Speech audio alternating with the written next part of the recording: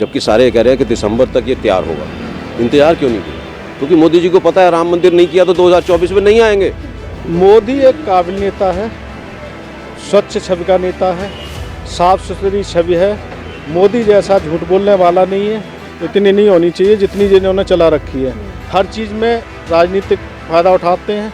हर राजनीति में ही वो उनका ज़बरदस्ती का वो तानाशाही के अलावा और कोई काम ही नहीं है। नमस्कार, मैं कशिश और स्वागत है आपका लीडिंग भारत में। अगर देखा जाए एक तरफ तो राम मंदिर की चर्चाएं जोरों शोरों से हो रही है और वहीं दूसरी तरफ राहुल गांधी की भारत जोड़ो न्याय यात्रा भी लगातार चल रही है। अब कल से यात्रा शुरू हुई थी, मणिपुर में पहला दिन था और उसके बाद यहाँ पर कहीं ना कहीं नम आंखों से शुरुआत करते नजर आए थे राहुल गांधी। लेकिन अब यहाँ पर तमाम बड़ी जानकारी सामने आ रही है कि राहुल गांधी को भी इन्विटेशन पहुँचता है राम मंदिर का, लेकिन साफ इनकार करते हुए नजर आते हैं। एक तरफ धर्म की बात करते हैं और दूसरी तरफ राम मंदिर नहीं जाते। तो इसी मुद्दे को लेकर बात करेंगे यहाँ पर कि पहले ऐसा माना जा रहा था कि इनविटेशन नहीं आएगा शायद कांग्रेस के पास, लेकिन अब भेज दिया गया तो पूरे कांग्रेस ही मना कर रहे हैं। नहीं, मना इसलिए कर रहे हैं कि चारों शंकराचार्य जी ने मना किया है।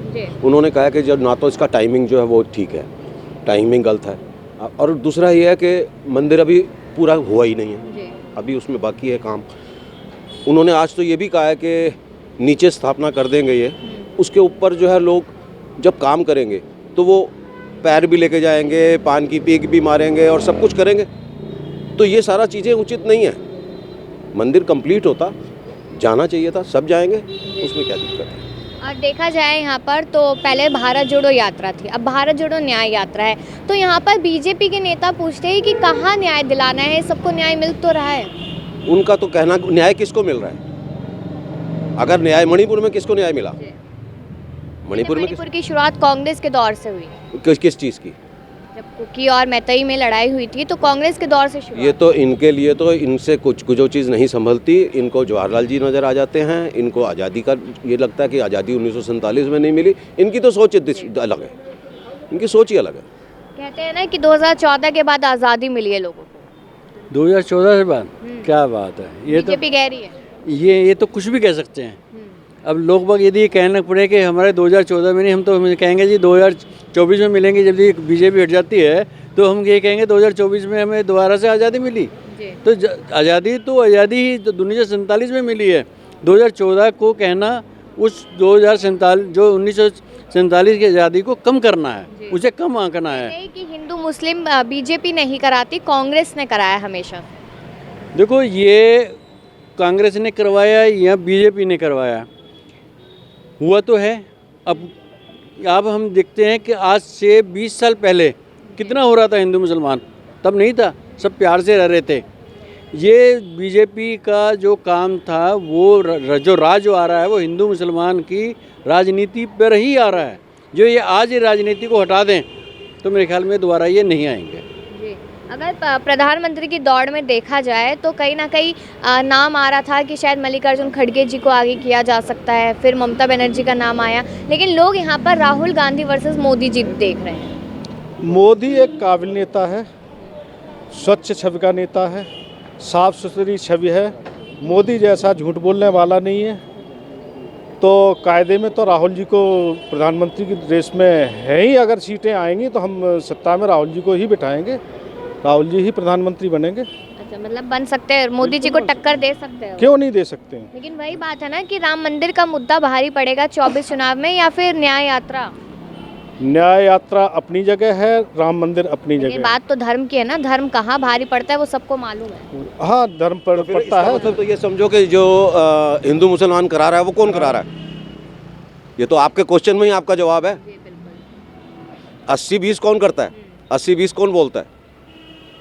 तो एक तरफ तो कहते हैं कि मुसलमान हमारे भाई है, बीजेपी कहती है लगातार कि हमारे भाई है, और हिंदुओं के लिए कहते हैं कि हिंदू डरा हुआ है। हिंदू डरा हुआ है क्या? हम तो नहीं डरे हुए। बीजेपी के नेता कहते हैं। बीजेपी के लोग डरे हुए होंगे। मुझे एक बात बताइए, जब हम 80% हैं तो फिर हम क्यों डर के रहेंगे? अब आज की तारीख में हम डरे हैं, तो जब गुरु गोविंद सिंह का या राज था, मुगलों का राज था, तब हम उस समय गिनती के होते हुए नहीं डरे, तो हम क्यों डरेंगे? अब हमें डरने की क्या ज़रूरत है? उस समय तो सारे मुसलमान, उसके में शासक दल उनके साथ में था, तब हम लोग नहीं डरे, तब हमने उनको भगाया। मुगलों को भगाने वाले कौन थे? हम ही लोग थे ना उस समय भी। तो अब हम इनसे क्यों डरें? क्या हम इसी बात पे कि हम 80% होने के बावजूद डर रहे हैं, तो ये हम पे तो लानत है फिर तो। यही है 80-20 यही कराते हैं और इन्हीं का काम है।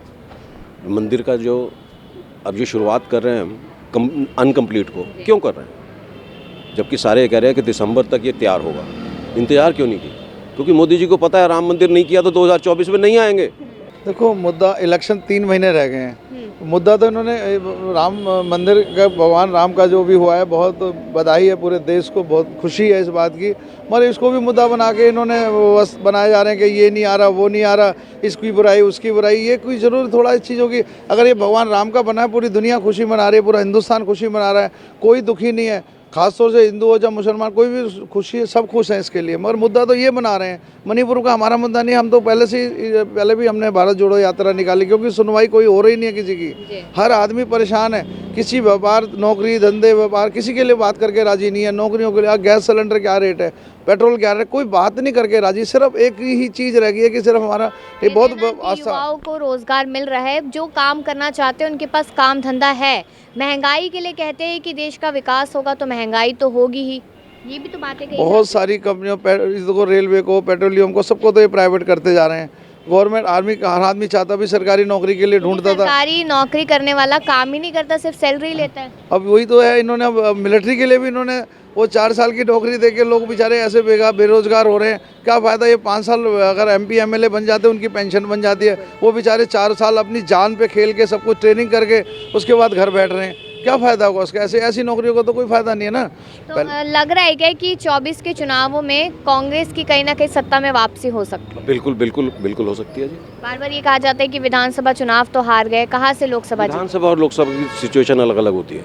कारपोरेशन की अलग होती है, विधानसभा अलग होती है, लोकसभा अलग। 2004 का समय भी सबको याद है, उस समय पर भी बीजेपी 3 राज्य जीती थी, लेकिन लोकसभा में कांग्रेस ही जीती थी। ये यही ना, वो मैं बता रहा हूँ आपको, लोकसभा और विधानसभा में बहुत फर्क है। हर इलेक्शन का अपना अपना अलग समीकरण होता है। विधानसभा का अलग होगा, लोकसभा का अलग होगा, निगम का अलग होगा। तो ये देश का राष्ट्रीय लेवल का इलेक्शन होता है लोकसभा का, तो इसमें हर आदमी अपने हिसाब से सोच समझ के ही वोटिंग करता है। इंडिया गठबंधन जो बनाया गया है, जिसमें कांग्रेस और तमाम पार्टियां हैं, तो उनके बीच में आपसी खटपट लगातार चल रही है, उसका नुकसान तो नहीं होगा कहीं? ये तो हर पार्टी में चलती रहती है। नहीं, खटपट चल ही नहीं रही। खटपट चल नहीं रही है तो न्यूज़ चैनल है, फिर आपको वही चीज़ें आप सबको मालूम है कि न्यूज़ चैनल क्या कर रहे हैं और सारी चीज़ें क्या हो रही हैं। कोई खटपट नहीं है, बातचीत चल रही है, बातचीत हो रही है। इंदिरा जी के खिलाफ भी इन्होंने गठबंधन बनाया था। गठबंधन विपक्ष बनाता ही है, पहले भी बनाया था। अब हर आदमी देखो विपक्ष में अपना गठबंधन बनाता ही है। अब इन्होंने भी, इनके साथ का बीजेपी के साथ कम लोग हैं क्या? इनके कितने बड़े गठबंधन है? इनके 37 लोग हैं इनके भी गठबंधन में। गठबंधन तो सभी चला रहे, आज इनकी सरकार चल रही है, तो जैसा चल रही है जिसकी सरकार है वो अपनी चलाता है। बार बार बीजेपी पर ना तानाशाही का इल्जाम भी लगता है, आप लोग कितना सहमत हैं? तानाशाही तो देखो, जिसकी पास पावर है ना, वो तो तानाशाही तो करता ही है, उसमें तो कोई शक नहीं है। कोई भी गवर्नमेंट हो, सबके जिसकी पावर है वो तो थोड़ा बहुत जो करता ही है, ऐसा नहीं है। बिल्कुल। आपको क्या लगता है कि तानाशाही का जो इल्जाम बीजेपी पर लगता है, कितनी सच्चाई है? काफ़ी हद तक, तानाशाही चल रही है। काफ़ी हद तक। जी। इतनी नहीं होनी चाहिए जितनी जिन्होंने चला रखी है। हर चीज़ में राजनीतिक फ़ायदा उठाते हैं। राजनीति में ही वो उनका ज़बरदस्ती का वो तानाशाही के अलावा और कोई काम ही नहीं है।